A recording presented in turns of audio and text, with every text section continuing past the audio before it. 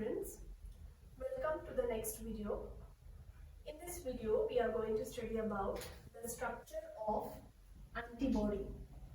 In the previous video, we have studied about acquired immunity.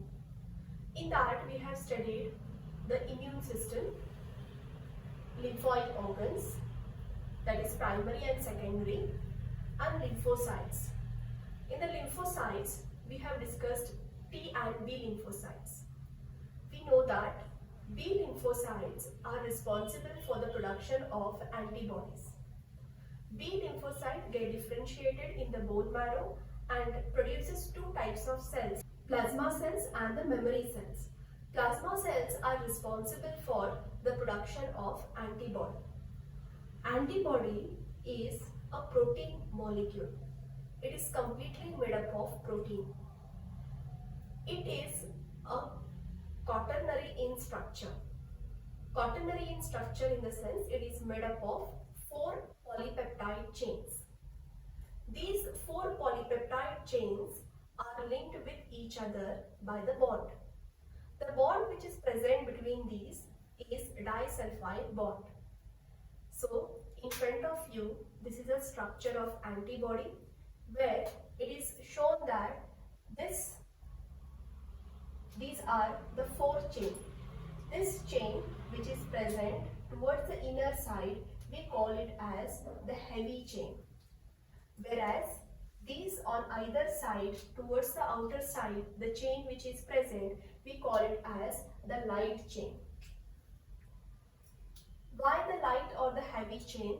Because the light chain is having the less number of the amino acid, short in length, whereas light chain is having the longer polypeptide chain. These chains are linked with each other by the bond which we call it as the disulfide bond. Each chain is having 2 regions. One we call it as the constant region and another we call it as the variable region. Each antibodies, the polypeptide of these antibodies is having the specific amino acid. In constant region, the amino acid is fixed. There is no changes. Whereas in the variable region, there are the chances of changes in the amino acid. Because towards the variable region, at the tip of this, you can see here, this site which is present, we call it as the antigen binding site. This is a site where the antigen or the foreign particle will come and bind to this, the pathogen will come and bind to this region. But when the antigen will come and bind to this region, there are the chances that there may be a damage here. So this region shows variation, changes. So we call it as the variable region. So the structure looks like a Y shape. So we call it as a Y-shaped molecules. These antibodies are nothing but immunoglobulins. Immunoglobulins are further divided into 5 different classes. Those are IgG, IgA, IgM, IgD and IgE. Each of this is having its own role and function. IgG and IgA are the maternal immunoglobulins. You have studied in the unit 1. IgM is abundant in nature, whereas in the allergic reaction, IgE is involved. So these are the different types of immunoglobulins. Immunoglobulins, all these immunoglobulins, the structure shows the same, that is, it is made up of the polypeptide chain. One more thing here, in the antigen determining side, a specific antibody binds to a specific antigen having a complementary shape to that of the determinant group of antigen. So it is like the antigen completely fixes to this particular shape where it matches. So we call it as the specific immunity. So this binds to the specific antigen antigen itself. And this region is also called as the paratope. Why? Because there are the changes or variations seen here. So this is also called as the paratope. So this is about the structure of antibody. The next part which we are going to study is about the allergic reaction. How the allergy is taking place. You have heard about about the word allergy. So what is allergy and how what mechanism takes place here? This we will study now. So we have studied about the antibody structure. Now let us see the mechanism. When an antigen enters the body, it is recognized by the B cells, which gets activated with the help of the helper T cells, which secretes the specific substances called as lymphokines for the activation. Once the B cell is activated, it is bound to the specific antigen and responds by producing two types of cells. Those two types of cells you know already. Those are plasma cells and memory cells. The plasma cells secrete large quantities of antibodies. These antibodies combine with the antigen and immobilize or destroy them. Plasma cells live only for few days. After that, they will die off. Whereas memory cells survive for a long period and persist in the body, ready to show the secondary response if the reinfection occurs. So the response which is shown by your body for the first time to a specific antigen, we call it as the primary response. Whereas the response which is shown by your body for the second time with the same antigen, we call it as the secondary response. So in your body, the memory cells of the T cells, the memory cells of the B cells and the antibodies, this is protecting you or providing you the entire immunity. Coming to next two types of immunity, that is the active immunity and the passive immunity. Now what is this? Active immunity is the immunity developed in our body when the antigens are introduced, that is response to the infection or vaccination. It is the immunity developed in a person by introduction of antibodies that are produced in the another organism. Whereas in case of passive immunity, there are already prepared antibodies and many in number. Now let us see the other two types of immunity, that is the active immunity and the passive immunity. Active immunity is the immunity developed in our body when antigens are introduced, that is response to the infection or vaccination. Whereas passive immunity is the immunity developed in a person by introduction of antibodies that are produced in the another organism.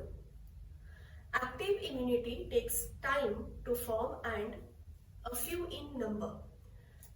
They are already prepared antibodies and are many in number. That is about the passive. Active lasts longer and gives lifelong immunity, whereas passive, it gives short-lived immunity. Active immunity, the antibodies produced are harmless, whereas in case of passive, the antibodies produced may become harmful and start immune reaction against the host body.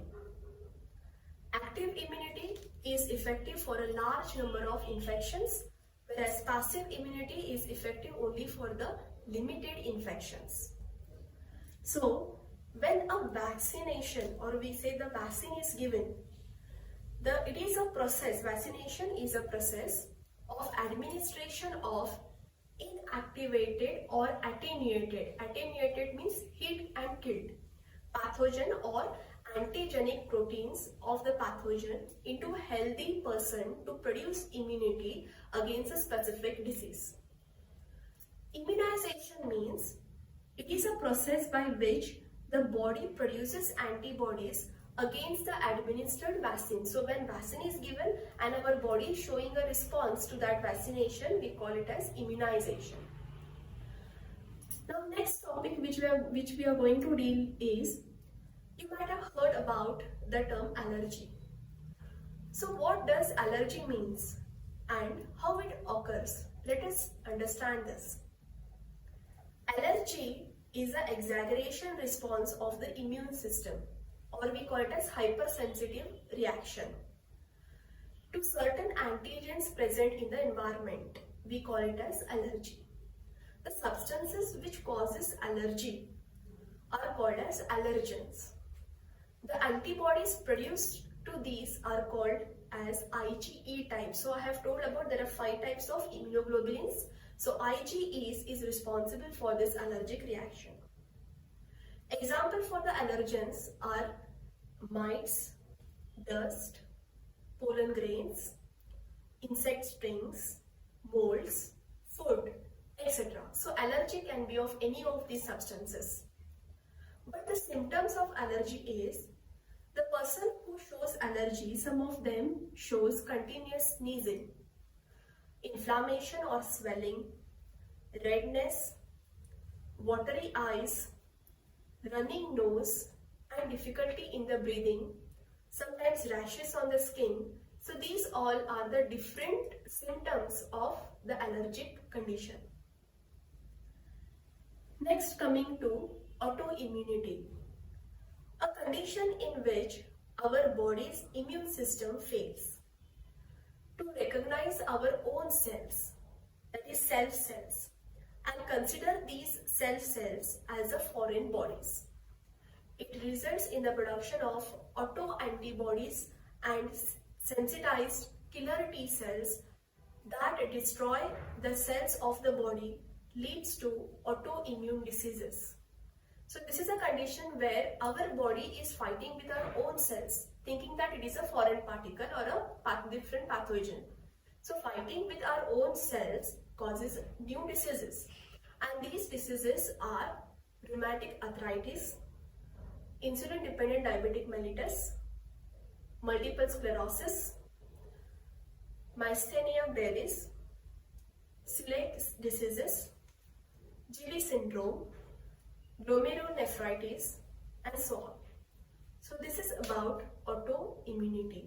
So in today's video, we have discussed the structure of antibody, how antibodies are produced. These are produced by the plasma cells.